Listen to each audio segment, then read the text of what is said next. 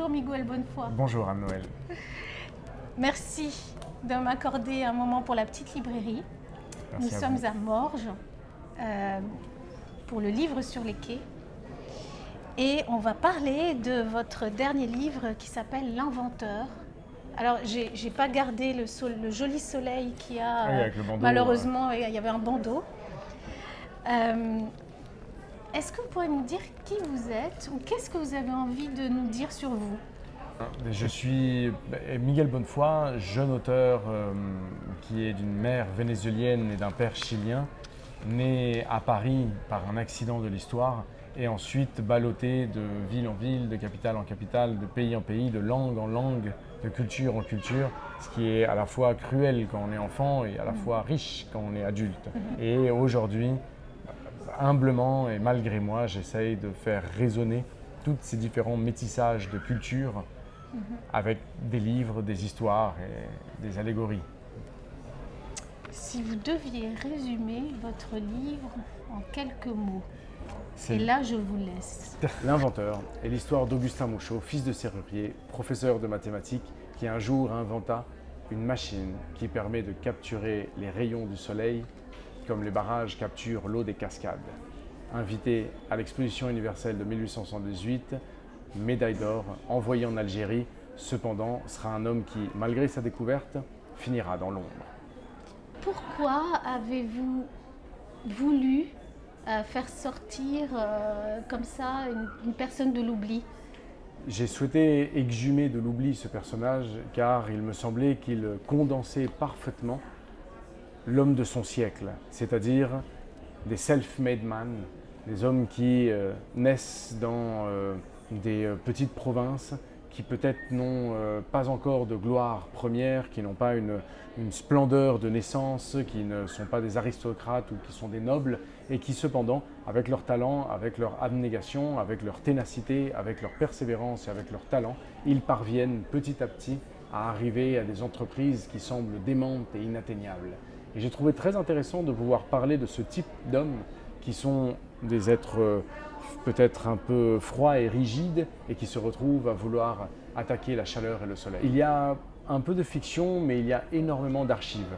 J'ai fait peut-être 2 ans de recherche dans les différentes archives municipales, à la fois de Dijon, à la fois d'Indre et de Loire à Tours, à la fois à Aix-en-Provence, mais aussi à Pierrefitte, à Saint-Denis, à Paris. Et j'ai récolté énormément d'informations, des tours de feuillets où il y avait des précisions sur l'époque, sur le personnage, sur comment il avait vécu, sur comment était sa famille, quels avaient été les différents voyages et les différents exils qu'il avait eus.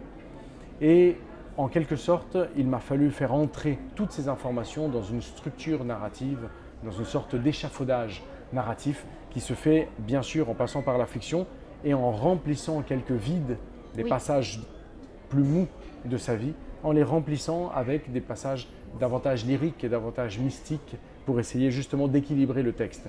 Ne pas lui donner un air trop archiviste, ne pas non plus faire un roman qui part entièrement de l'imagination, mais essayer de faire le dosage des deux.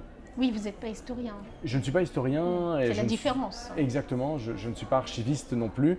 Et ce que j'ai fait, c'est tout simplement saisir les éléments de la réalité, invraisemblable et folle, pour pouvoir le faire passer par le filtre de ma langue et donc de la fiction. Est-ce qu'on pourrait parler de passion pour Augustin Mouchot? C'est carrément autre chose, c'est encore plus fort.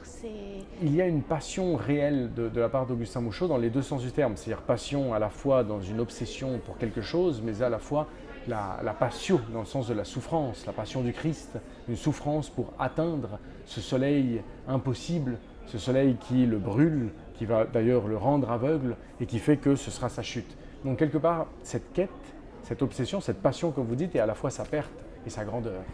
Alors il est vrai que quand on lit votre livre, quand on découvre sa vie, il y a beaucoup plus de ténèbres presque que de lumière, parce qu'il a eu une vie quand même très dure. Absolument, une vie très dure, un être maladif, un être qui était rigide, flegmatique, timide, qui n'a pas su comment se rendre attirant aux yeux du siècle.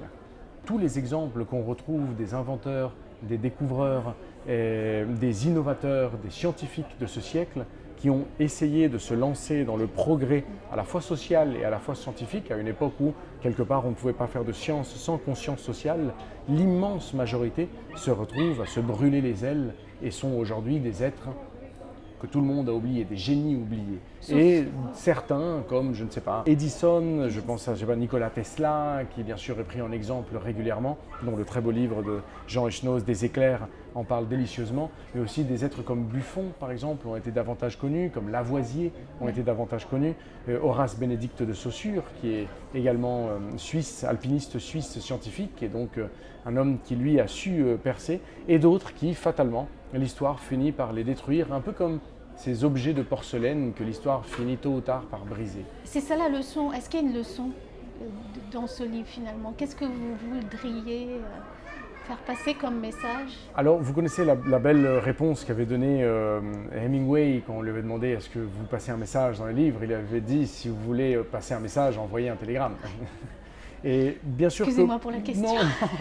Non, mais bien sûr qu'il y a toujours un message passé, mais ce que je trouve plus beau, c'est lorsque ce message est formulé par les lecteurs et que l'auteur lui-même, il ne fait de fait que montrer une histoire, que montrer un destin, que montrer une passion, que montrer une douleur.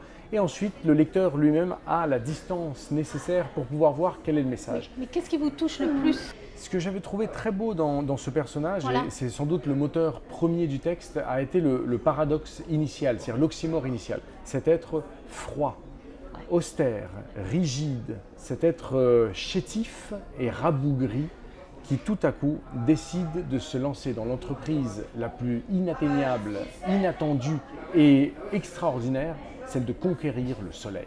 C'est-à-dire ce petit moucheron ivre qui décide d'aller dans l'échelle du ciel, de nuage en nuage, pour essayer de manger l'astre le plus lumineux. Ça, c'est ce que je trouve. Un être froid qui décide d'aller vers la lumière, un être de l'ombre tourné vers le soleil. Est-ce que de nos jours, on ne pourrait pas essayer d'utiliser l'énergie solaire, même si je pense qu'elle doit être trop chère? Alors bien sûr, je pense qu'aujourd'hui, avec le photovoltaïque, avec les panneaux solaires, avec tant de start-up qui essayent de développer de nouvelles choses, avec la guerre là, qui nous tombe dessus. Avec la guerre qui nous tombe dessus, les affaires en effet de gaz, l'économie de marché, les fluctuations énergétiques font que, bien entendu, on reparle du soleil comme une des énergies vertes possibles. Le travail de Mouchot, ce qui a été beau, c'est que lui n'a pas inventé une machine solaire dans le sens où il n'a pas inventé une machine qui ne peut faire que de l'énergie toute seule, sinon qu'il a couplé deux machines, sa machine solaire pour pouvoir faire bouillir de l'eau avec un système de miroir parabolique qui, elle, était connectée avec une machine à vapeur et qui, grâce à cette vapeur, faisait bouger un piston grâce à une machine à vapeur. Mais lui n'a rien inventé, il n'a fait que marier une machine qui, entre guillemets, existait depuis longtemps, qui est tout simplement le système de marmite solaire, avec celle de la machine à vapeur qui avait été inventée par James Watt, et tout à coup apparaît alors une possibilité d'avoir une nouvelle source d'énergie. Mais dans son affaire, lui n'invente rien malgré le titre. Et ce qui est beau, c'est que l'étymologie d'inventeur, c'est tout simplement invenio en latin, ce qui vient à toi.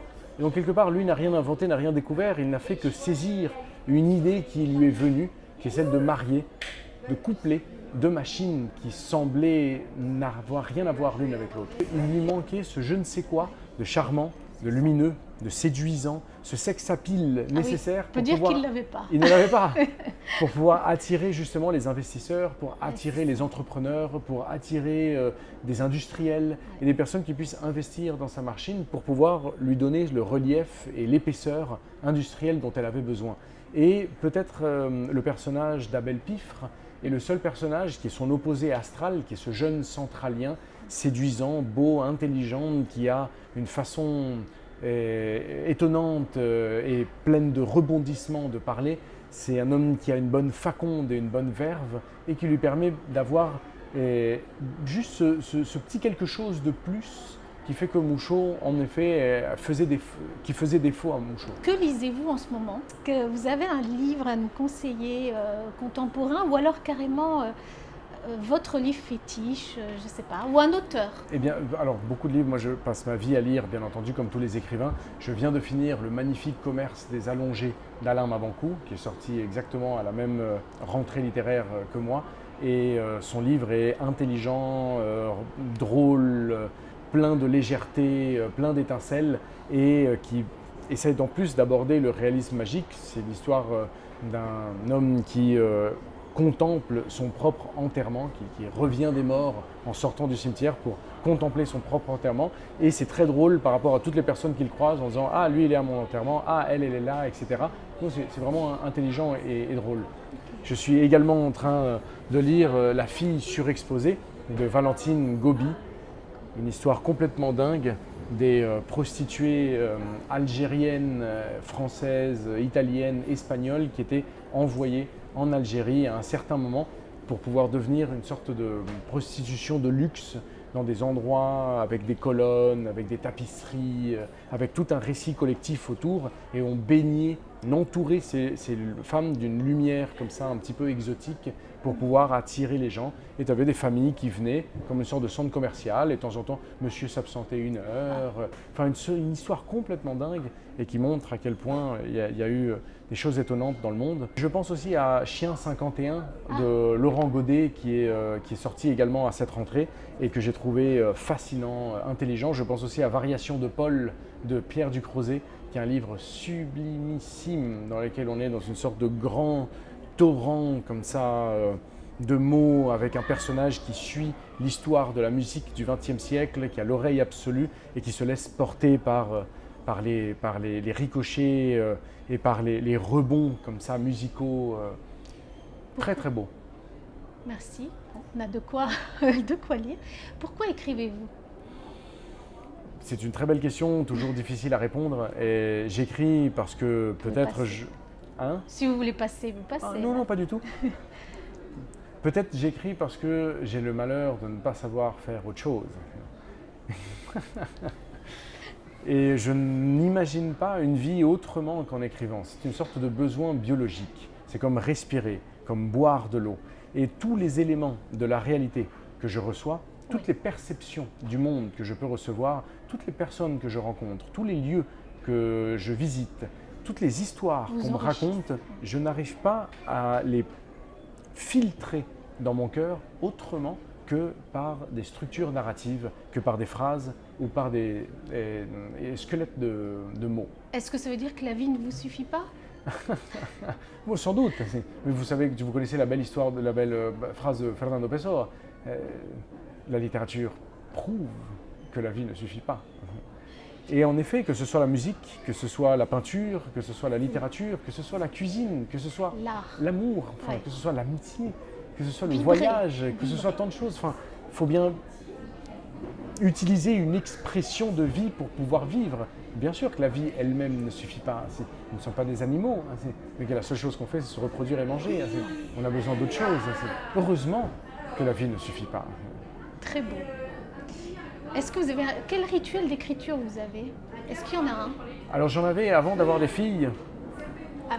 Mais depuis, vous pouvez imaginer que la vie change énormément et je suis absolument consacré à mes filles et je suis un père très impliqué qui essaye de faire la plus grande quantité de tâches possible et d'alléger toutes les charges mentales qu'on peut poser aux femmes. Donc, je n'ai plus du tout le même rythme d'écriture que celui que j'avais avant.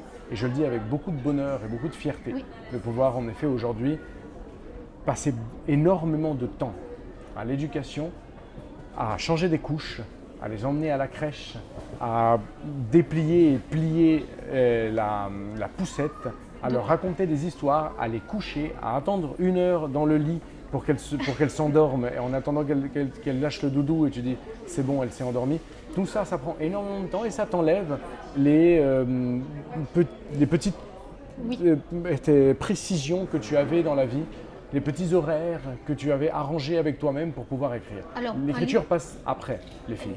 Et un livre pour enfants alors peut-être comme idée? Un livre pour enfants, alors on m'a énormément proposé ça dans beaucoup de maisons d'édition, on s'est beaucoup approché de moi pour pouvoir faire de la littérature jeunesse et je pense que tôt ou tard je le ferai.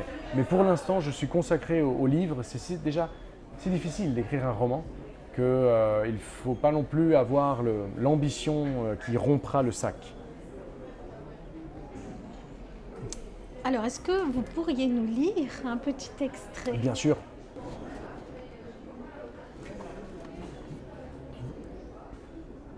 Bien que la nature fût contre lui, il continuait à vivre, à respirer, à croître avec la discrétion d'un lézard entre des cailloux. Il avait cette fragilité endurante qu'on trouve chez les hommes voués à une mort précoce et que, pourtant, rien ne tue. Dans ses veines coulait un sang tiède mais tenace. Son legs n'était pas celui d'une lignée de géants, travailleurs de la terre, qui bâtissent et meurent jeunes, ou des génies de l'art qui sont comme des comètes fugitives.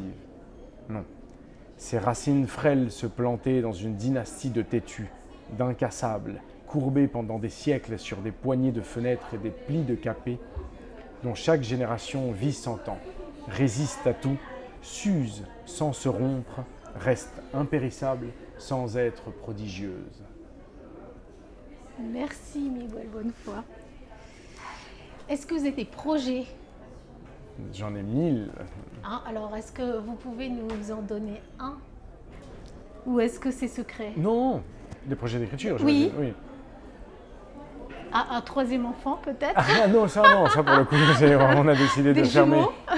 On a décidé de fermer boutique, de baisser le rideau de fer. Oui, alors un projet d'écriture. Le prochain livre que j'aimerais écrire est un livre sur Maracaibo. Maracaibo est la ville où est née ma mère, qui est la deuxième ville la plus importante du Venezuela. Et il se trouve que mon grand-père, Antonio Borja Romero, était orphelin, déposé sur les marches d'une église. Et aujourd'hui est un homme qui a été le fondateur de la première université de tout l'ouest du Venezuela. L'université porte son nom, il y a un buste à l'entrée de l'université. Tout le quartier porte son nom et la rue porte son nom. Il a été cardiologue, il a été président du collège de médecine, il a été député, il a été sénateur. Il a été un des hommes les plus importants du siècle vénézuélien, alors que c'était un simple orphelin, marié avec Ana María Rodríguez, la mère de ma mère, donc ma grand-mère, qui a été la première femme médecin du Venezuela, gynécologue obstétricienne. Deux personnes fascinantes, absolument passionnantes et fascinantes, des personnes très importantes qui ont sans doute été des, entre guillemets, des parents un peu absents parce qu'ils étaient là pour s'occuper d'autre chose. Et j'aimerais énormément dresser un petit peu le portrait de ces gens-là qui ont eu ma mère ensuite, que j'appellerai Venezuela dans le livre, et qui, elle, croise Hilario Da, le personnage d'Héritage, à la fin du livre d'Héritage. Donc l'idée, ce serait quelque part faire le pendant d'Héritage, l'autre côté d'Héritage, qui racontait toute l'histoire familiale paternelle. Cette fois-ci, c'est raconter l'histoire maternelle et arriver avec exactement la même fin lorsque Hilario Da, qui est donc la projection de mon père, et Venezuela, qui est la projection de ma mère, se rencontrent lors d'un match de football à Paris. Et du coup, ils se multiplieront et moi, je naîtrai. Donc l'idée, c'est de faire ces deux fleuves qui finalement arrivent à la même embouchure et dans un baiser se lancent dans l'océan. Et la médecine, ça vous a pas intéressé? Alors la médecine m'a beaucoup intéressé, en plus que la mère de mon père, donc ma grand-mère côté paternel, était gynécologue obstétricienne au Chili, et le père de mon père, donc mon grand-père, était également cardiologue au Chili. Donc en fait, des deux côtés, les quatre grands-parents étaient médecins, des deux pointes de l'Amérique latine. Et pourtant, la médecine ne m'a pas intéressé, peut-être parce que je n'étais pas assez talentueux ou pas assez patient pour pouvoir me lancer là-dedans. Mais une chose est sûre, c'est que je me rends compte que la figure du médecin apparaît dans tous mes livres et est devenue une sorte d'obsession inconsciente. Dans l'inventeur, je cherche... Dans l'inventeur, lui, il est tout le temps parlez malade. d'ophtalmie, Oui, voilà. oui, c'est vrai. Il est tout le temps malade, donc il croise Oui, une quantité horrible. de médecins incroyables, Comme vous des dites, rebouteux, mais C'est aussi ça. des chamans, des Effectivement. sorciers, mais aussi des médecins qui viennent comme ça d'almanachs chinois, enfin. Ouais. Et dans Héritage, il y a aussi une sorte de personnage qui s'appelle Aucan, qui vient toujours avec des herbes mapuche pour essayer de soigner les gens. Et dans Le Voyage d'Octavio, il y a ce jeune médecin des bidonvilles qui lui écrit son ordonnance sur une table. Et dans Sucre Noir, les personnages tombent malades et tu as toujours des médecins de ville qui arrivent. Enfin, D'accord. je me suis rendu compte à quel point il y avait toujours des médecins dans les livres. Et là, pour le prochain, il y aura vraiment Et le personnage principal sera le médecin. Vous avez déjà commencé à écrire? Absolument, Ah. absolument. Bon, Et bah, d'ailleurs, j'ai je peux vous dire la première phrase dont je suis très fier, qui dit « Au 3e jour de sa vie, virgule, Antonio Borja Romero fut déposé sur les marches d'une église dans une rue qui aujourd'hui porte son nom. » Merci. Alors, je viens à côté de vous pour terminer. Je vous pose des questions rapides et sans réfléchir, vous répondez. Entendu. D'accord? En un seul mot. Oui, alors je vous propose par exemple soleil ou pluie? Soleil. J'étais obligée de vous poser Bien cette entendu, question. bien entendu. Calme ou nerveux? Calme, absolument, sans aucun problème. Rouge ou bleu? Rouge, la couleur de la révolution. Lys ou marguerite? Marguerite. Été ou hiver? Été. Oui. Passé, présent ou futur? Ah, joli. Futur, je pense à ma fille. Futur. Mer ou montagne? Mer. Sucré ou salé? Salé. Ville ou campagne? Ville. Vin ou champagne? Champagne. Couche tôt ou couche tard? Oh, couche tôt. Dernièrement, ouais. Viande ou poisson? Viande. Sport ou canapé? Sport. Ah, je suis un grand sportif. Ah bon? Ah, je passe énormément de temps au sport. Ok. Alors, j'aime bien aussi poser cette question, comme on est en Suisse, Rousseau ou Voltaire? Voltaire, je suis désolé. Pourquoi? Parce qu'il est plus gai, Voltaire, plus non, léger? oui, au-delà de ça, c'est aussi parce que il a créé, bien qu'il ne l'ait pas créé, puisque lui, à son tour, l'avait hérité d'autres écrivains précédents, mais une forme plus allégorique, plus de fables, plus de contes, qui D'accord. permet en effet de dépasser les siècles. Et lorsqu'on lit Micromégas, lorsqu'on lit Candide, lorsqu'on lit Zadig, lorsqu'on lit même ses discours, on se rend compte qu'il est toujours tenté pour faire passer une théorie philosophique, de passer d'abord par le conte, par le mythe, pour pouvoir mieux l'expliquer. Et j'ai l'impression que le mythe ne prend pas de ride, alors que la théorie, peut-être plus rousseauiste du Ça, c'est contrat vrai. social, ou même d'une sorte de confession à cœur ouvert, et peut prendre quelques rides. D'ailleurs, ils ne s'entendaient pas très bien. Hein. Ouais, ils s'entendaient pas bien, mais ça, de toute façon, bon, ce sont des chamailleries classiques de siècles. Et Qui sont habituels entre écrivains. Oui, c'est ça, oui. Ouais, je pense qu'il y en a peut-être moins aujourd'hui. On dirait les requins de la finance, mais finalement... Il y en a toujours eu, Vargas Llosa et Garcia Marquez, Ouais. Rousseau, Voltaire, Rimbaud et Verlaine, Oui. puisque l'un tire sur C'est l'autre. ça. François Henry en parle très très bien dans Ouais. Mon maître et mon vainqueur. Voilà, qui est un c'est très ça beau que j'ai livre, adoré. Oui. absolument délicieux et qu'il faut lire et relire sans cesse, car c'est un livre en plus qui a plusieurs couches de lecture. Si on lit une première fois, et quand on lit une deuxième fois, on se rend compte qu'il y avait dans le tiroir un faux fond avec une histoire fascinante. Et puis il y a aussi des contrepétries, il y a des jeux de mots. Vous en c'est parlez plein de mieux petits que lui, trésors. presque. Non. Il Non, en parle très très bien Il aussi. parle très très bien. Et en effet, c'est un grand classique de l'histoire de la littérature d'avoir comme ça des disputes qui se sont faites. Ouais. Sainte-Beuve et Proust. Enfin. Alors, on va terminer. Don Juan, Harpagon ou Tartuffe? Alors là, je sais pas, c'est peut-être. Donc, Non. après. Non, mais Joker. nous, Joker, on est non, aucun c'est des deux. Aucun des trois, pardon. Aucun des trois, absolument. Non, parce que c'est vrai qu'Harpagon, Ouais. Tartuffe, c'est pas très. Hein, donc après, on a tendance à dire Don Juan, mais ça ne va pas non plus. On sait C'était jamais le si piège. madame regarde l'émission. Bon, bah, merci beaucoup, Non, merci. Nicole Merci Bonnefoy, bien. c'était un Merci bien. plaisir. Merci. Et puis, merci de m'avoir accordé du temps. Merci à Et Noël. puis, j'ai hâte de lire votre prochain livre. Vous avez déjà le titre? Je n'ai pas encore le Non. titre, pour être tout à fait honnête. Sinon, je vous l'aurais donné. J'aurais ouvert mon cœur à cette Mais belle le titre, interview. vous l'avez à la fin ou au début? Ça ou dépend. ça vient... Ça Ok. dépend. L'inventeur, par exemple? L'inventeur, il est arrivé plus ou moins au milieu de l'écriture du livre. Et je me souviens d'être tombé sur pas mal de livres où il y avait L'invention de la solitude de Paul Auster, L'invention des corps de Pierre Ducrozet et plusieurs titres avec le mot invention. Et j'ai trouvé le mot très beau. Et puis, en allant en Martinique, et j'étais avec mon très très bon ami et grand écrivain Julien Delmer. On était en train de visiter une vieille romerie et le guide nous a menés vers la liste de tous les esclaves qui avait été dans la romerie. Ah, Et il nous dit, voici l'inventaire ah, de tous les esclaves qui ont été là.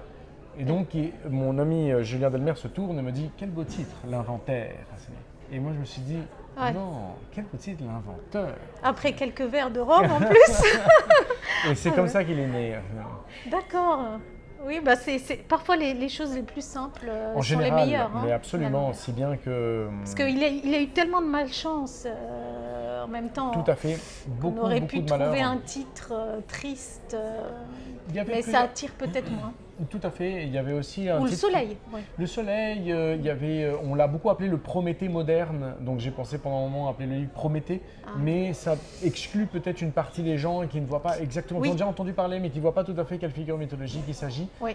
J'avais également pensé à un autre titre qui me plaisait beaucoup, qui est un titre qui avait été utilisé dans un journal du 19e siècle pour parler de Mouchot, qui s'appelle La conquête du soleil. Et je trouvais le titre assez beau, Oui, c'est peut-être. mais il est comme trop beau. Et donc ça marche pas, non? Parfois les titres qui sonnent trop bien C'est vrai. marchent moins bien, non? Ouais. Et La voix du silence. Ça me fait penser au Non. livre de Virginie Despentes, c'est Connard. c'est Cher ça connard, Cher ouais. Connard. Cher Connard. Voilà. Alors je ne l'ai pas lu encore. Ouais, mais- bah voilà, titre coup de poing. Voilà, c'est ça. Oui, alors là, mais, ouais. mais je pense qu'il est cohérent par rapport à ce qu'elle fait aussi à l'intérieur et ça va dans son sens. Son premier roman Oui, s'appelait c'est ça. Baise-moi. Oui, c'est vrai. Donc je pense Ouais. qu'elle est attirée par des titres comme ça Qui qui sont tout à à- coup sont un peu impressionnants, Voilà. dans lesquels il peut y avoir des mots, Mhm. dans la hiérarchie des mots, peut-être un peu moins nobles comme ça. Mhm. Mais je pense que c'est tout à fait cohérent avec ce qu'elle fait. Alors j'espère revoir la grande librairie Inch'Allah. Inch'Allah. avec Avec Trapenard. Trapenard. Bien sûr, bien sûr. Bah ouais, non, on va voir s'il l'invite, espérons. Voilà. Merci, je vous laisse Merci. parce que j'arriverai pas à stopper. Merci. À bientôt. Merci Au revoir. beaucoup. À très Nicole vite. Godefroy. Merci. Je commence le livre par la fin et j'ai